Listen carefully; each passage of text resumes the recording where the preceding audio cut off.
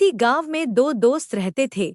एक का नाम राम था और दूसरे का श्याम। दोनों में गहरी दोस्ती थी और वे बचपन से ही खेलना कूदना, पढ़ना लिखना हर काम साथ करते आ रहे थे। जब वे बड़े हुए तो उन पर काम धंधा ढूंढने का दबाव आने लगा। लोग ताने मारने लगे कि दोनों निठल्ले हैं और एक पैसा भी नहीं कमाते। एक दिन दोनों ने विचार विमर्श करके शहर की ओर जाने का फैसला किया। अपने घर से रास्ते का खाना पीना लेकर दोनों भोर होते ही शहर की ओर चल पड़े। शहर का रास्ता एक घने जंगल से होकर गुजरता था। दोनों एक साथ अपनी मंजिल की ओर चले जा रहे थे। रास्ता लंबा था सो उन्होंने एक पेड़ के नीचे विश्राम करने का फैसला किया। दोनों दोस्त विश्राम करने बैठे ही थे कि इतने में एक साधु वहां पर भागता हुआ आया। साधु तेजी से हाँफ रहा था और बेहद डरा हुआ था। मोती ने साधु से उसके डरने का कारण पूछा। साधु ने बताया कि आगे के रास्ते में एक डायन है और उसे हराकर आगे बढ़ना बहुत मुश्किल है। मेरी मानो तुम दोनों यहीं से वापस लौट जाओ। इतना कहकर साधु अपने रास्ते को लौट गया। राम और श्याम साधु की बातों को सुनकर असमंजस में पड़ गए। दोनों आगे जाने से डर रहे थे। दोनों के मन में घर लौटने जाने का विचार आया, लेकिन लोगों के ताने सुनने के डर से उन्होंने आगे बढ़ने का निश्चय किया।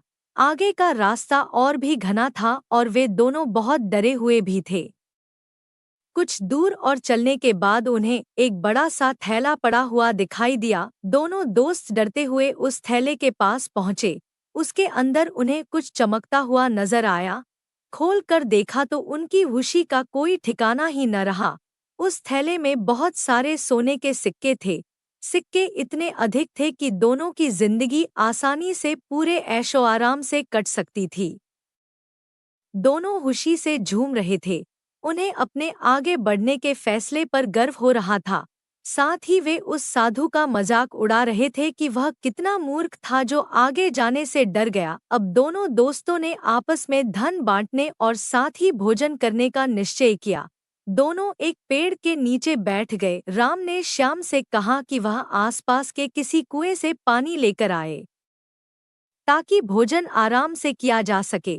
श्याम पानी लेने के लिए चल पड़ा।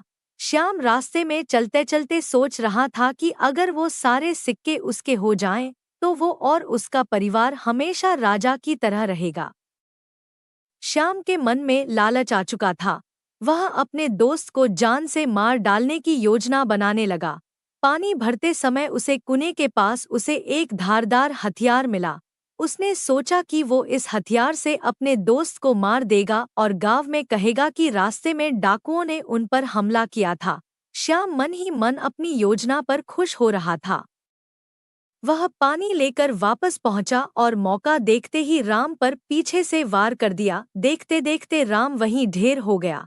श्याम अपना सामान और सोने के सिक्कों से भरा थैला लेकर वहां से वापस भागा। कुछ एक घंटे चलने के बाद वह एक जगह रुका। दोपहर हो चुकी थी और उसे बड़ी जोर की भूख लग आई थी। उसने अपनी पोटली खोली और बड़े चाव से खाना खाने लगा। लेकिन ये क्या, थोड़ा खाना खाते ही श्याम के मुंह से खून आने लगा और वो तड़पने लगा। उसे एहसास हो चुका था कि जब वह पानी लेने गया था तभी राम ने उसके खाने में कोई जहरीली जंगली बूटी मिला दी थी। कुछ ही देर में उसकी भी तड़पत कर मृत्यु हो गई। अब दोनों दोस्त मृत पड़े थे और वो थैला यानी माया रूपी डायन जस का तस पड़ा हुआ था। उस साधु ने एकदम ठीक कहा था कि आगे डायन है।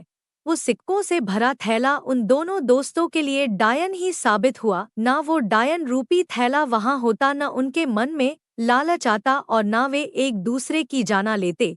हम माया यानी धन दौलत संपदा एकत्रित करने में इतना उलझ जाते हैं कि अपने रिश्तेनातों तक को भुला देते हैं।